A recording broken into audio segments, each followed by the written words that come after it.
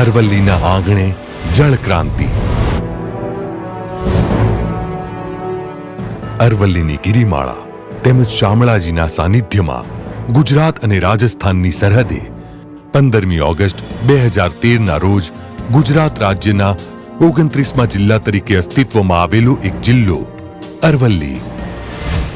સૂકો, અર્ધસૂકો અને ખડકાળ વિસ્તાર, વરસાદની અનિયમિતતા, બારમાસી નદીઓના અભાવને કારણે ભૂગર્ભ જળ પર આધાર રાખતા પ્રજાજનો. ભૂગર્ભ જળમાં લોકોના આરોગ્ય માટે હાનિકારક એવા ફ્લોરાઇડ, નાઇટ્રેટ તથા ખારાશની વધુ પડતી માત્રા. ઉનાળાની ઋતુ દરમિયાન પાણીના ઊંડા જતા રહેતા તળ, સૂકા ખેતરો, પલાયન કરતું પશુધન અને આફતને સહન કરીને ઈશ્વર પાસે મદદની આજીજી કરતા લોકોની સમસ્યાનું સંપૂર્ણ સમાધાન કરવા જઈ રહ્યા છે ગતિશીલ ગુજરાતના ઘડવૈયા માનનીય મુખ્યમંત્રી શ્રીમતી આનંદીબેન પટેલ. ગુજરાત એક એવું નામ જે આજે ગરિમાનો, ગૌરવનો પર્યાય બની ચૂક્યું છે. છેલ્લા 1.5 દશકમાં રાજ્યના જળ વ્યવસ્થાપન ક્ષેત્રે અનેક યોજનાઓ કાર્યાન્વિત કરીને રાજ્યમાં જળ ક્રાંતિ આણવાનું કામ ચાલી રહ્યું છે. સરહદી વિસ્તારો હોય કે પછી સમુદ્ર કાંઠે આવેલા જિલ્લા હોય, રાજ્યમાં દરેક જગ્યાએ નાગરિકોને પીવાનું શુદ્ધ પાણી મળી રહે તે માટે રાજ્ય સરકાર સતત કાર્ય કરી રહી છે. પાણી પુરવઠાને ગામે ગામ પહોંચાડવા માટે જરૂરી માળખાકીય સુવિધાઓ તૈયાર કરવામાં આવી રહી છે. પીવાનું શુદ્ધ પાણી દરેક નાગરિકને પૂરતી માત્રામાં આપવાના રાજ્ય સરકારના બહુઆયામી આયોજનો પરિણામલક્ષી બની રહ્યા છે. રાજ્યના સર્વગ્રાહી વિકાસ માટે પાયાની માળખાકીય સુવિધાઓ છેવાડાના માનવી સુધી પહોંચાડવાની સ્પષ્ટ નેમ ધરાવતી રાજ્ય સરકારે વધુ એક પ્રગતિશીલ પગલું ભર્યું છે અરવલ્લી જિલ્લા માટે. ડુંગરાળ અને પથરાળ વિસ્તારમાં પાણીની માત્રા અને ગુણવત્તા સામે ઝઝૂમતા લોકો માટે. મારા ગામની અંદર જૂથ યોજનાનું જે પાણી આવે છે એ પર વ્યક્તિએ 40 થી 70 લીટરની એવરેજ પણ મળે છે, પણ એ હાલ શિયાળામાં બી તકલીફ પડે છે, ઉનાળામાં તો ખૂબ જ તકલીફ પડે છે. અત્યારે અમારે જે તળના પાણી છે એ પીવા લાયક નથી, એટલે જો એ પુરવઠો વધારે મળે 100 લીટરની આજુબાજુ મળી જાય તો અમારે ઉનાળામાં જે તકલીફ પડે છે એ ના પડે.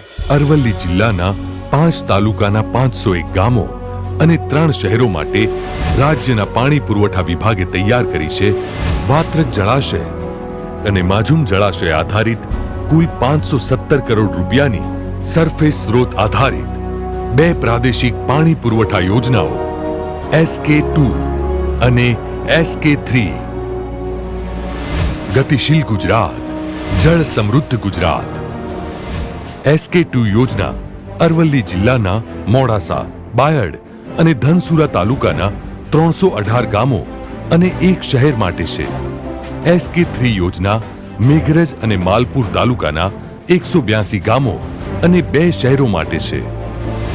અરવલ્લી જિલ્લાના કુલ 501 ગામો અને 3 શહેરો સુધી શુદ્ધ, આરોગ્યપ્રદ અને પૂરતું પાણી પહોંચાડવા માટે અલગ અલગ હેડવર્ક્સ પર કુલ 12.5 કરોડ લીટરના જળ શુદ્ધિકરણ પ્લાન્ટ, ભૂગર્ભ ટાંકાઓ, ઊંચી ટાંકીઓ, પંપ હાઉસ, પમ્પિંગ મશીનરીઓ અને ઉચ્ચ કક્ષાની પાઇપલાઇનનું લગભગ 1500 કિલોમીટરનું વિશાળ નેટવર્ક ઊભું કરાશે.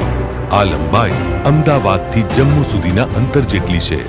આ યોજનાઓના બંને જળસ્રોત વાત્રક જળાશય અને માઝૂમ જળાશય નર્મદા પાઇપલાઇનથી જોડાયેલ છે, જેને કારણે અરવલ્લી જિલ્લો પણ નર્મદાના પાણીથી સમૃદ્ધ બનશે. ગુજરાત સરકારની વણથંભી વિકાસ યાત્રા, ગામે ગામે જળ યાત્રા. અરવલ્લી જિલ્લાની વિકાસ કૂચમાં આજે એક વધુ પીંછું ઉમેરાવા જઈ રહ્યું છે. આ વિસ્તારના પાણીના પ્રશ્નોનું સુખદ અને કાયમી નિરાકરણ લાવવાની નેમ સાથે તૈયાર થયેલ આ બંને યોજનાઓનું ખાતમુહૂર્ત તારીખ 22/5/2015ના રોજ ગતિશીલ ગુજરાતના પ્રણેતા માનનીય મુખ્યમંત્રી શ્રીમતી આનંદીબેન પટેલના વરદ હસ્તે થયેલ છે.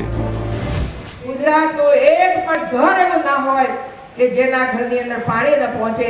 શુદ્ધ પીવાનું પાણી પ્રાપ્ત થાય, સમયસર પ્રાપ્ત થાય અને એના જીવન સાથે કોઈ ચેડા ન થાય, કોઈ આરોગ્યની ખામીઓ ઊભી ન થાય. એક વિશ્વાસ સાથે આવડું મોટું કામનો આજે આપણે આરંભ કર્યો છે. જેથી કરીને આખા ઉનાળાની અંદર કોઈ પણ વ્યક્તિને પાણીના પ્રશ્નો ઊભા ન થાય અને શાંતિથી ઉનાળો બધા જ પસાર કરી શકે એ સંકલ્પ સાથે રાજ્યની સરકાર કામ કરી રહી છે. ગતિશીલ ગુજરાત, જળ સમૃદ્ધ ગુજરાત. મહિલા એક, સિદ્ધિ અનેક.